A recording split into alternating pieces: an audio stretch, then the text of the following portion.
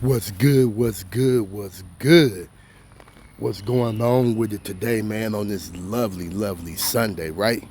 We was all blessed to wake up and see it, man, and I appreciate y'all rolling with the homie. So, on this episode, man, a rebuke all devils, we got this devil right here, you know, that was really tripping, man, over a 10-year span. And it's crazy because, he tortured these people for a decade before being caught, courtesy of law and crime. Sick individual, man kept several people captive in basement over 10-year time span to control their food, bathroom access, and finances, police say. Shout out to Colin for bringing us this story. And here go Devil Donnie Birchfield. He's in the Lancaster County Detention Center right now. Man, and that was some real devilish stuff that Donnie done. Donnie the devil. Oh man, I'm trying to tell you. Donnie the devil. All right, man. And we hope those victims get the, excuse me, the help they need, man. Whew, man, I'm trying to tell you. We hope those victims get the help that they need, right? Let's get into the story. My bad. A South Carolina man is behind bars for keeping 4 people captive in his basement for years, Palmetto State authorities say. Donnie Ray Birchfield Jr., 35, stands accused of a myriad of crimes, including 4 counts of false imprisonment, 4 counts of exploitation of a vulnerable adult, 2 counts of abuse of a vulnerable adult, 2 counts of domestic violence, and 4 counts of financial fraud, according to the South Carolina Attorney General's office. Warrants in the case were recently released. Yeah, it sounded like he messed up. Sound like that devil was busy right there. That's a sick individual right there. One of the defendant's neighbors told Charlotte, North Carolina-based ABC and Telemundo affiliate WSOC. He's a sick person to do something like that. The horrific allegations concern the residents on Churchill Drive in Lancaster, a small town located a few miles due south of the border with their similarly named northern neighboring state. The investigation began on July 25th after Lancaster police was called in response to an unattended death, according to warrants obtained by the Post and Courier. By August 1st, Birchfield was under arrest. Ooh. They caught him pretty quick. One of the alleged captives died. Oh man, may that person rest in peace. I'm surprised he didn't get charged with murder. She was married, and the defendant was the sole caregiver to her and her husband. Authorities are unclear how Birchfield knew the couple, according to the warrants. That is a trip, man.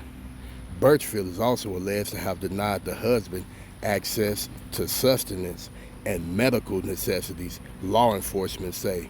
The 2 other victims were women with whom the defendant was romantically involved. Okay. The court documents allege one woman had been living with Birchfield since September 2024. The other woman had been living in the house since 2015, authorities alleged. Birchfield is said to have controlled the victims' movements, only allowing them out of the basement when he allowed. This level of control extended when the victims ate and used the bathroom, authorities claim.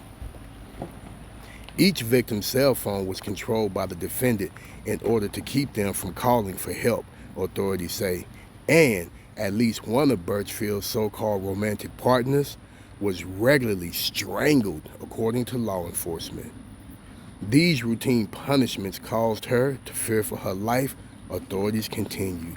He strangled her, and the police described it as routine punishments. Wow. There's a pattern of it. Adding to the woman's apparent fear was a commitment the defendant allegedly made about prior experiences with disposing a human body, according to the warrants. Birchfield also committed extensive financial crimes against the couple in his care. Authorities say this scheme involved years of using the couple's credit and debit cards to pay for at least 2,000 in online Walmart purchases dating back to 2021, and at least 32 such purchases was made solely for the listed suspect's use and not for the victim. A local police report obtained by the Post and carriers. How you doing, brother? Oh man, I didn't catch none today. Hey, next time I have some for you. All right. All right, man. One of my neighbors. He was like, "Where's my fish?" All right, man. Okay, so hold on. Where was that? I think I said at least 32 such purchases was made solely for the listed suspect use and not for the victim. A local police report obtained by the Post and Courier alleges. This year, however, the spending apparently ramped up. In the 8 months of 2025, Birchfield allegedly spent in excess of $11,800 from the couple's bank account to pay off his own debts, police say.